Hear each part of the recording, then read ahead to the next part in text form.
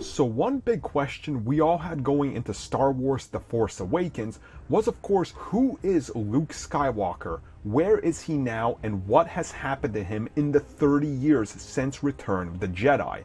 Unfortunately, we didn't really find out anything other than no lines and literally just staring at him, so that was kind of disappointing.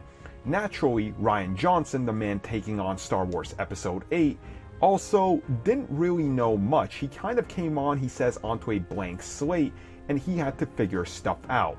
So when talking about Luke Skywalker and where he envisions it and how he saw this, this is what he had to say, and I quote, "Who is Luke Skywalker?" But more on that.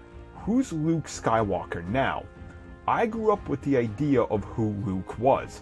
So the real question was, why is Luke on that island? Luke's no coward. He is not hiding from a fight. So there must be some reason he's there that makes sense to him. That was the first nut to crack. The seed for the whole story was inside that shell. I just had to get to it. The Force Awakens might have been a film about Luke Skywalker, but The Last Jedi is Luke Skywalker's film.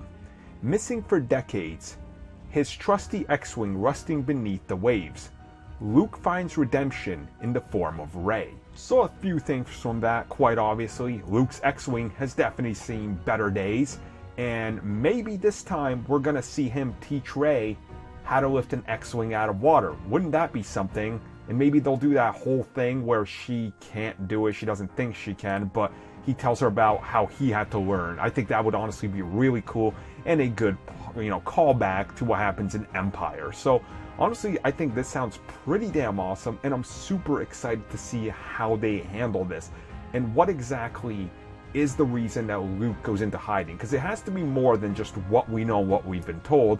And since he says The Last Jedi is Luke Skywalker's film, I definitely feel like they're not going to lead us to disappointment or a major cliffhanger, so it's like, oh, we'll resolve this in the next movie. I think they have to answer that in this one, because the next movie has to focus on finishing the entire saga. Now, who knows if they're going to make more after, but I would assume that this is going to be it for now, at least with these characters. So I'm super hyped. I really can't wait to see how they handle this. And you guys, let me know what you think about what he said.